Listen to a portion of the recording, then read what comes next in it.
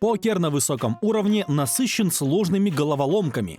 Если на микролимитах большинство соперников действует прямолинейно, то профессионалы хорошо балансируют свои диапазоны, тем самым усложняя соперникам чтение рук в конкретные моменты раздачи. Пока мы ждем очередных крупных соревнований, обратимся к уже прошедшему фестивалю «Тритон» в рамках зимнего VSOP Paradise. Вы на Poker.ru, канале крупнейшего ресурса о покере в Рунете. Подпишитесь на канал, если хотите знать все о покере. Главное событие с бай-ином $100 тысяч собрало 182 входа. Мы же сразу перейдем к стадии, в которой остался только 41 участник. Среди них Брин Кенни, самый успешный покерист в истории живых турниров, накопил за карьеру более $70 миллионов призовых. Это само по себе многое говорит о его уровне. Да, можно назвать Брина неоднозначной личностью. Обвинения в гостинге и тимплее, а также слухи о его бэкинговой конюшне, превращающейся в подобие секты. Все это имеет место. Но даже если пятна на репутации профессионала обоснованы, это не отменяет его действительно потрясающие покерные скиллы. Второй участник – Марио Мёсбек, выходец из спорта, в частности, из профессионального футбола.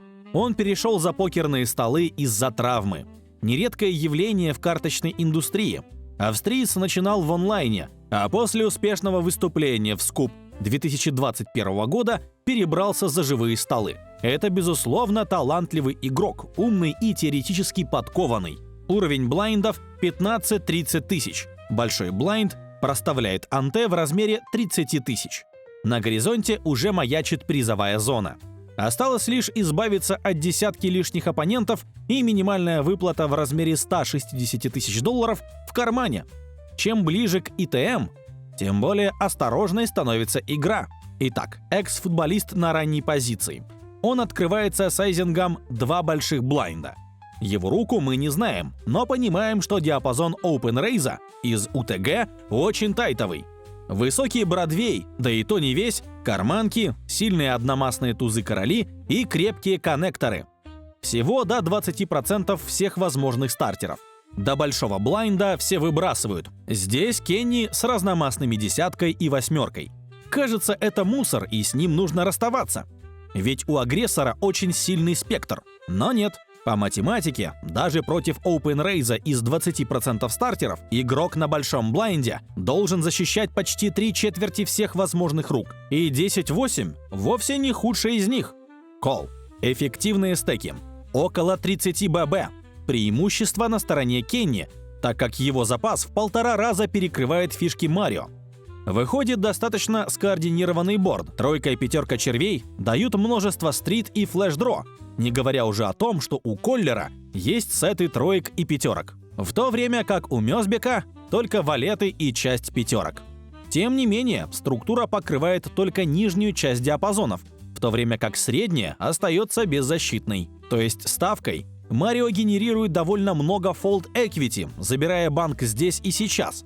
Солвер, не раздумывая, ставил бы здесь со всеми руками. Но Мёсбек неожиданно чекает. Впрочем, за столом не ГТО-машины, а живые люди. Причины отказа от оптимальных действий могут быть разные. В конце концов, австриец понимает, что против него в раздаче самый успешный покерист современности. Не исключено, что он просто не хочет разгонять банк против такого оппонента, у которого к тому же преимущество стека. Итак, после 2 чеков на флопе участники переходят на терн. У Кенни нет ничего, кроме бэкдорного флеш-дро. Но дилер достает из колоды восьмерку. Американец получает вторую пару. С учетом чека агрессора на предыдущей улице, расклады выглядят для него оптимистично. Брин делает ставку в 2 ББ. Это около 36% от банка. Похоже на комбинацию блок-бета и тонкого value. Мёсбек калирует. Что все это может значить? Сложно сказать, так как чек-бихайнд на флопе сам по себе был необычным решением. Но у Марио в спектре остаются карманные пары младшего лета, оверкарты, возможно, отправленные в слоуплей сеты. Хотя с пятерками он, вероятнее всего, ставил бы. Что точно можно исключить, так это червовые флеш-дро, оверпары от тузов до дам и доперы. С ними австриец точно ставил бы раньше. Да и доперов, в принципе, у него быть не могло. Валет 5, валет 3 и 5-3 не входят в диапазон опен-рейза из ранней позиции. Зато могли открыться трифовые флеш-дро. Переходим на ривер. В банке 275 тысяч. Выходит трифовая двойка. И это не лучшая новость для Кенни. Ведь Марио очень легко положить как раз на трифовые флеши. Как, собственно, и его самого, если Мёсбек остался ни с чем. Соответственно, ставить много Брин не может. Есть риск попасть в готовый флеш и раскошелиться в all-ин'е, привязавшись к банку. Не ставить совсем – значит отдать инициативу сопернику в позиции. Тот может выбрать крупный сайзинг, поставив перед американцем сложную задачу, или прочекать, лишив его части value. Поэтому небольшой конт-бет уместен с любым типом рук, включая возможные у самого Кенни флеши. Он ставит 120 тысяч. Это 44%. Можно было выбрать сайзинг и помельче, но в целом в пределах нормы. Марио берет длительную паузу, и по его сосредоточенному выражению лица можно сделать вывод, что решение дается ему непросто.